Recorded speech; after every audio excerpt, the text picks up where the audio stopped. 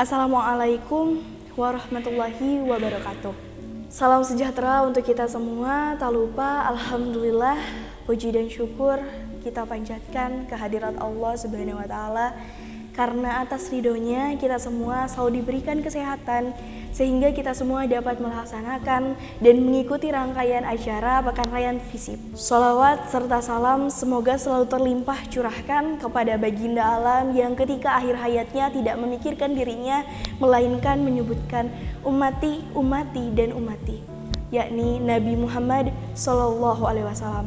Pidato ilmiah ini merupakan ajang pengembangan potensi yang diwadahi oleh Badan Eksekutif Mahasiswa Fakultas Ilmu Sosial dan Ilmu Politik, yang dimana akan saya sajikan dalam bentuk argumentatif tentang bagaimana hendaknya kiprah generasi muda dalam menghadapi tantangan di era disrupsi. Semoga pidato ilmiah ini dapat memenuhi fungsi terbaiknya untuk generasi muda maupun bangsa dan negara. Kondisi sosial yang berubah karena dipicu oleh perkembangan teknologi di era disrupsi ini sepatutnya diresponisasi secara tepat oleh generasi muda. Melalui pidato ini akan diuraikan kondisi sosial yang sedang mengalami perubahan dan bagaimana hendaknya respon generasi muda terhadap kondisi tersebut. Sebelumnya, dalam pidato ini perlu dibatasi beberapa pengertian. Disrupsi teknologi dapat dimaknai sebagai perubahan mendasar yang dipicu oleh kemajuan teknologi yang sangat pesat. Penelitian McKinsey Global Institute juga Juni 2019 menggambarkan salah satu bentuk perubahan sosial yang dipengaruhi oleh kemajuan teknologi. McKinsey Global Institute membuka data tentang kemungkinan berkurangnya jumlah pekerja manusia secara signifikan karena tergantikan oleh otomatisasi berbasis teknologi. Menurut penelitian yang mengambil sampel dari 10 negara yaitu Kanada, Prancis, Jerman, Jepang, Inggris, Cina, India, Meksiko, dan bahkan negara ekonomi terkuat Amerika Serikat dan negara dengan ekonomi tumbuh yaitu Afrika Selatan. Sekitar 107 juta wanita pekerja dan 163 juta pria pekerja akan kehilangan pekerjaannya pada tahun 2030. Perkiraan kondisi ini tidak lain dipengaruhi oleh perubahan pelaksanaan pekerjaan yang sebelumnya manusia akan digantikan teknologi otomatis. Pengaruh disrupsi teknologi terhadap nasib pekerja manusia dalam penelitian di atas hanyalah satu gambaran aspek kehidupan sosial yang memang terdampak oleh kemajuan teknologi. Pada banyak aspek lainnya, teknologi juga menginfiltrasi kehidupan sosial hingga membentuk pola kehidupan masyarakat yang baru. Kini dapat dilihat dalam kehidupan sehari-hari. Disrupsi teknologi semakin mengintegrasikan aktivitas manusia melalui cara-cara yang sebelumnya tidak pernah ada dan tidak pernah terjadi.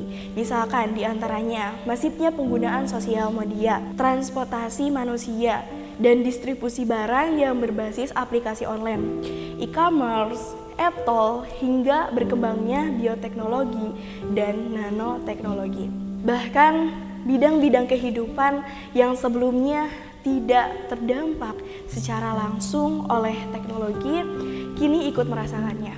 Misalkan di bidang ilmu pemerintahan dan politik, bentuk-bentuk gerakan politik menjadi mudah dilakukan dengan mobilisasi media sosial, petisi online, hingga e-governance. Singkatnya, disrupsi teknologi telah hadir dan membongkar pola-pola lama kehidupan sosial masyarakat. Memang secara umum dinyatakan bahwa era disrupsi teknologi menawarkan peningkatan kesejahteraan dengan contohnya semakin panjangnya usia hidup, naiknya rata-rata pendapatan per kapita, dan kemajuan lainnya yang memperbaiki kualitas hidup masyarakat. Namun, bersamaan dengan kemajuan positif, disrupsi teknologi juga memunculkan akses negatif hingga berwujudnya pelanggaran tatanan sosial.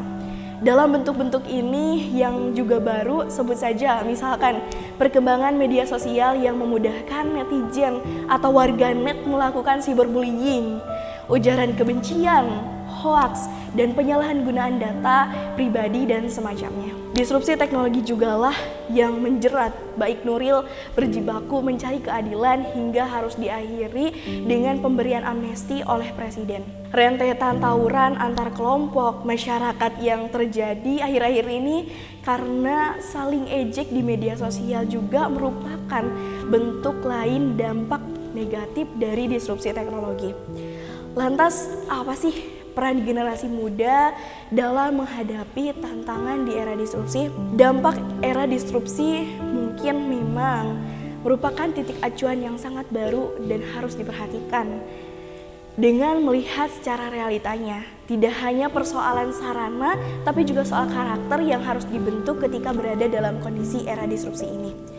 Mau tidak mau, kita harus terima dan bisa menyiapkan diri kita untuk menghadapi perkembangan teknologi.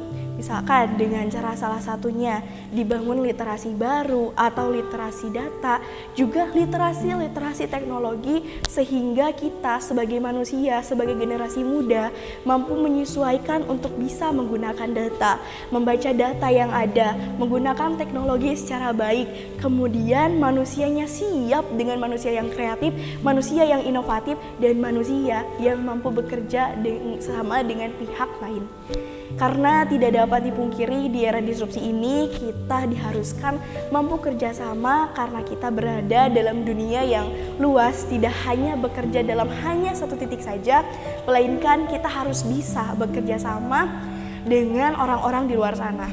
Sekarang melihat berbagai permasalahan yang ada, kita para generasi muda dibesarkan pada era reformasi yang seharusnya lebih peka terhadap permasalahan yang terjadi. Karena nalar kita tidak dibesarkan pada orde baru di mana daya kritis dan daya kreativitas dikungkung dan dikebiri habis dalam usaha untuk memajukan dan mencerdaskan masyarakat menjadi lebih baik, menjadi lebih kreatif, dan menjadi lebih inovatif. Sudah saatnya bagi kita para generasi muda, generasi selanjutnya untuk ikut serta dalam usaha menghadapi tantangan di era disrupsi ini. Hai generasi muda, ada harapan masa depan, kita memiliki potensi yang begitu besar di mana kita harus memiliki keberanian untuk mengubah gagasan. Dan juga praktik lama dalam usaha untuk mengarahkan kekuatan kita menuju akhir yang lebih baik, menjadi generasi muda yang berkualitas. Sekian yang dapat saya sampaikan, mohon maaf apabila banyak kesalahan dalam penyampaian kata. Wabillahi taufiq wal hidayah. Wassalamualaikum warahmatullahi wabarakatuh.